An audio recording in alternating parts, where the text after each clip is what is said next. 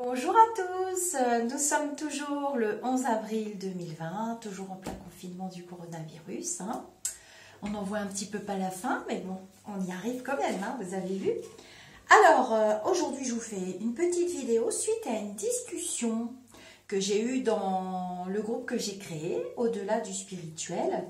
Une discussion, je vois beaucoup de jeunes gens, moins jeunes, qui s'intéressent à la voyance et à la cartomancie et à toute cet art ésotérique.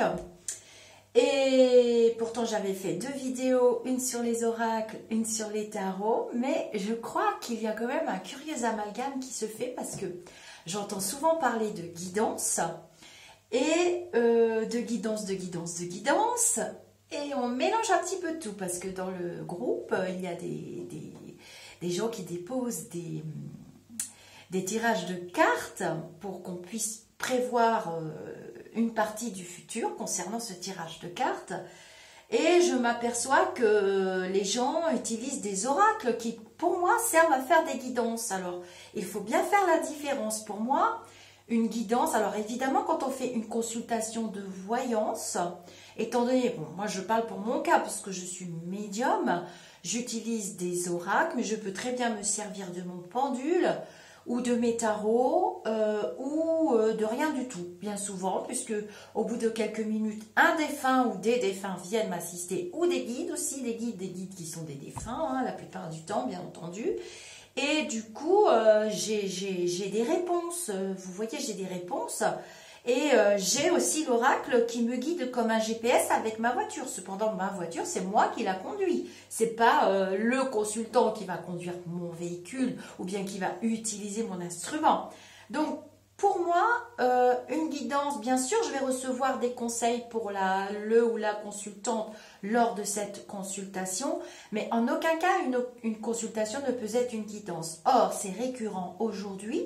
J'ai des gens qui viennent me consulter, mais qui me disent « Ah non, mais je vous préviens tout de suite, moi je ne veux pas d'une guidance. » Alors, comme ça fait très très longtemps que je suis voyante et que je tire les cartes, au début, ce genre de réflexion m'interpellait. Puis maintenant, en ayant créé un groupe et en échangeant avec d'autres personnes qui aiment utiliser des oracles, des tarots, ou des pendules ou autres, je m'aperçois que voilà, je ne comprenais pas pourquoi on me disait je veux pas de guidance, je veux des réponses à mes questions. Ça me paraît tellement évident que lors d'une consultation de voyance, c'est le moins qu'on puisse faire, c'est donner des réponses.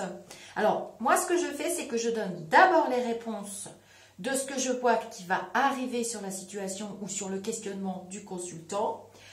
Et ensuite, je me permets, si je sens que le consultant ou la consultante est vraiment prêt, je me permets de lui faire une partie de guidance. Ce sont des messages qui viendront certainement la plupart du temps de ces guides.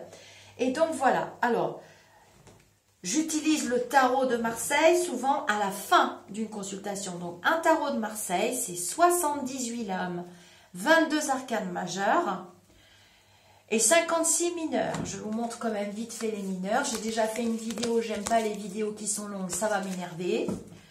Donc ça, c'est à la fin d'une consultation. On réaborde un sujet qu'on a déjà abordé. Si je peux avoir plus de flash et plus d'infos avec mes tarots, je dis à mon consultant, ma consultante, n'hésitez pas à reposer la question. Les 3/4 du temps, c'est non, on a déjà répondu, ben voilà, je me suis fait une raison, je suis fixée, nanana. Ou alors oui, je suis super contente, on va pas refaire les âmes. Mais quelquefois, les gens ont encore besoin d'un petit coup de pouce. Donc, j'utilise mes tarots et je réponds à la question. Je ne fais pas une guidance. J'utilise aussi, du coup, des oracles qui servent à répondre à des interrogations. Il ne s'agit pas... Alors, on peut faire une guidance avec des oracles. On peut communiquer avec les défunts avec des oracles. Vous voyez, ça, c'est mon Itaé. Ça, c'est mon G. Bon, j'ai déjà dit, tout le monde le connaît, ce jeu. On peut faire une guidance, mais... Pour moi, le but d'une consultation, c'est quand même de répondre. Pareil que pour la situation du coronavirus, ou pour le monde, ou pour le président, ou pour la mairie, ou ce que vous voulez. On doit d'abord répondre à une question. Il ne s'agit pas... Et je vois beaucoup, de plus en plus, des guidances.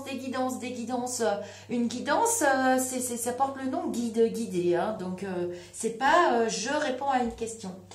Et du coup, ensuite, on a alors des jeux de ce que j'appelle de guidance. Alors, c'est un peu dommage parce que ça s'appelle des tarots. Bon, moi, je me suis fait piéger aussi au départ. Donc, le tarot des anges, le tarot des fées, le tarot des elfes, des elfes, le tarot des arbres, le tarot de ceci, le tarot de cela.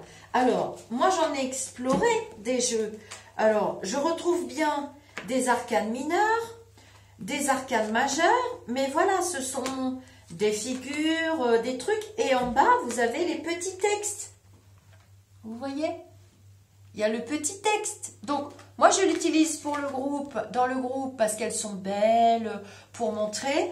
Mais je me vois mal répondre à un consultant. Volonté de passer à autre chose. Vous êtes à la recherche de quelque chose de plus significatif. Développement spirituel et affectif. Donc, ces cartes-là, pour moi, elles servent à faire des guidances, elles servent à faire des conseils, elles servent à... Donc, on peut se les faire à soi-même, donc je bats mon jeu. Alors, déjà, je ne me vois pas du tout utiliser ça au quotidien. Les cartes sont beaucoup trop lourdes. Alors, je sais qu'il y a des cartomanciens qui aiment bien les grandes cartes, la tranche dorée, tout ce que vous voulez. C'est très beau pour moi. C'est des beaux jeux, c'est vrai. Mais c'est pas possible pour faire des consultations. Moi, ça ne me déclenche pas de flash. Hein, j'ai déjà essayé. Je suis perturbée par ce qu'il y a d'écrit. Alors, c'est bien quand on débute, c'est les pollens, ne vous inquiétez pas. C'est bien quand on débute, le 2 d'air. C'est le 2 d'air. Donc, dans les tarots, dans les arcanes mineurs, il y a les épées, les bâtons, non, les épées, les deniers, c'est pour l'argent. Les épées, c'est pour les difficultés, tout ça. C'est pour les deniers, c'est pour l'argent, on n'est pas idiot. Les coupes, c'est pour la famille, le sentimental. Et les bâtons, ça c'est le valet de bâton. Les activités, le travail. Ce qui représente dans le jeu normal, ce qui représente les carreaux, les trèfles, les piques, les cœurs, voilà. Et là, voilà, le 2 d'air. Le 2 d'air, bah, moi j'ai supposé que ça allait avec les bâtons, hein, j'imagine. Ensuite, il y a la terre. Bon, ça c'est la carte de la justice. Elles sont vraiment belles, hein, c'est vrai. Donc, il y a des anges dessus. Dans d'autres tarots, vous retrouverez des arbres, des fées, ce que vous voulez. Il y a l'eau. La terre, en fait, il y a les éléments. Le feu, et puis voilà, blablabla. Donc, pour moi, ça sert à faire des guidances. Donc, moi, je sépare bien les deux parce que, bon, c'est les consultants, hein. C'est à force qu'ils me disent, moi, je veux pas ci, je veux pas ça. Alors, vous avez ça aussi pour faire une guidance, vous voyez. Ce sont de très jolies cartes. Donc, la tristesse, la déroute. Moi, je ne me vois pas utiliser ça pour faire une consultation. Bon, si, pour peut-être une petite réponse à une question, une tendance de la journée, voilà, un petit tirage à 2 ou 3 cartes. Mais je ne me vois pas faire une consultation avec ça. Bon, chacun fait comme il veut. Mais voilà, moi, je voulais faire cette petite vidéo. Alors, vous avez aussi les cartes des anges. Alors, elles sont très, très belles. Hein. Je vous montre la boîte. Carte des anges. Alors, ce sera pour une guidance. Ça m'arrive d'en tirer dans mes consultations. Vous voyez, vous avez l'ange Poyel, Vasaria, Elémia. Tiens, Elémia, c'est mon ange de l'essence. Maasia, c'est vraiment les vrais anges. Donc, vous battez votre jeu, puis vous n'avez plus qu'à lire, quoi. Ça, c'est pour faire une guidance.